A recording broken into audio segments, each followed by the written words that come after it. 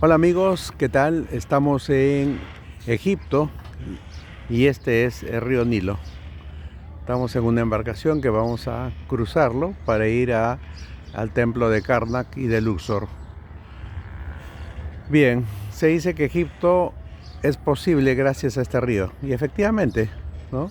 Este río que se forma en base a otros dos que vienen de Nigeria y de Sudán, ¿no? El río Blanco y el río Azul, ¿no? Es uno de los ríos más largos del mundo. Aún está en discusión si el Amazonas o el Nilo es el más largo del mundo, ¿no? El río Amazonas es el más caudaloso. Pero bueno, depende de las mediciones, ¿sí? Sin embargo, este es el río que desemboca en el Mediterráneo y antes de llegar a él forma un delta. Luego también tiene una época de desbordes, ¿no? En el que viene del norte hacia el sur y antes de llegar al Mediterráneo en el delta, ¿no? Deja capas de barro negro que son muy buenas para la agricultura, y eso es lo que motivó, ¿no? De que hicieran los asentamientos en ese lugar cuando cuando las zonas que no eran desierto comenzaron a desertizarse por cambios climatológicos, ¿no? Entonces las poblaciones se dirigieron hacia el delta río y ahí empieza la historia de Egipto. Si no hubiera este río, no existiría Egipto, ¿no? Dado que toda la zona agrícola de Egipto está dada exclusivamente, ¿no? O está formada por este río, ¿no? Es el 4.8% más o menos, ¿no? De la superficie total, la que es agrícola y la que depende exclusivamente de este río.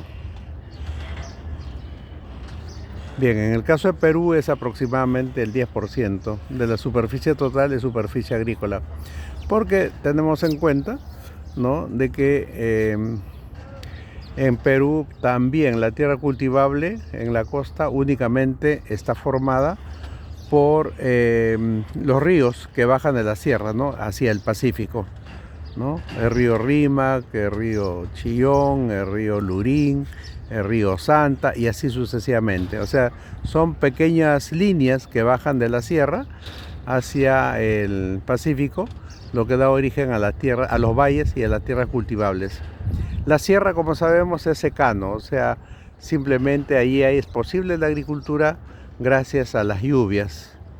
Y la selva, bueno, en la selva llueve mucho, pero la superficie de la tierra no es tan apta para la agricultura, ¿no? Se producen, como se sabe, las quemas de los bosques, ¿no? De la selva, para convertirla en tierra agrícola, pero es de baja productividad y constantemente se tiene que abandonarlas y quemar otras, ¿no? Y ese es un gran problema para el medio ambiente.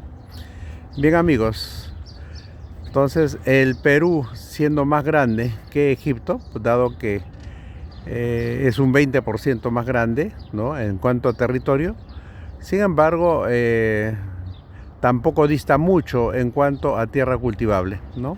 La costa en realidad es un desierto como el de Egipto.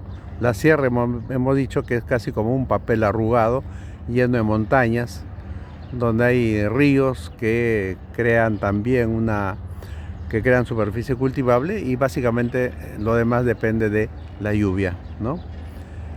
Bien, esta sería una comparación entre el Perú y Egipto. Debemos mencionar además que el río Amazonas, ¿no? Nuestro río, es pues el más caudaloso del mundo, ¿no? Porque es un río que baja de los Andes, rascando prácticamente los cerros, y por ese motivo es un río totalmente marrón, ¿no? He tenido la oportunidad de viajar desde Iquitos hasta el estado de Belén, ¿no? Que es el estado que está en el Océano Atlántico, ¿no? He tenido oportunidad de viajar de Iquitos pasando por Manaos hasta llegar al delta del Atlántico, ¿no? Y pues nuestro río es un río marrón, el Amazonas, pero cuando llega a Manaos Manaos no está en las orillas del río Amazonas, sino está en orillas del río Negro, ¿no? Que es un río que, como su nombre lo indica, se ve totalmente negro, pero que es muy límpido, ¿no? Es totalmente contrario a nuestro río Amazonas. Es un río que baja de Colombia, ¿no? Es totalmente amazónico y por lo tanto tiene una serie de líquenes, una serie de sustancias que lo convierten le dan ese color negro, pero que es totalmente límpido, que es como si fuera un mar de Coca-Cola, pero es totalmente claro y limpio. Las playas que hay en el Río Negro realmente son muy hermosas, ¿no? Yo lo recuerdo con mucho cariño. Estuve precisamente el año pasado por allá, bañándome en ese río donde hay delfines, básicamente pardos. Bien amigos, entonces aquí tenemos el río Nilo, que como vemos, pues las aguas son claras. No tiene Andes, como nuestro río Amazonas. Bien, un último dato y como curiosidad, ya que estamos hablando de estos dos ríos que son los más largos del mundo, el río Amazonas, nosotros lo conocemos como Amazonas en Perú, pero en Brasil ellos consideran que nuestro río no se llama Amazonas, sino se llama el río Solimões. Y cuando el río Solimões se junta con el río Negro, recién para ellos, en Manaos, se forma el Amazonas, el gran Amazonas que luego desemboca en el Océano Atlántico. Así es la historia de estos dos grandes ríos, ¿no? La diferencia es que este río ha dado lugar a la civilización más antigua del mundo, ¿no? Dado que data de hace más de 5.000 años, 5.500 años, ¿no? Mientras que nuestro río Amazonas, por ser un río totalmente selvático, no ha creado mucha tierra cultivable, dado que está en plena selva.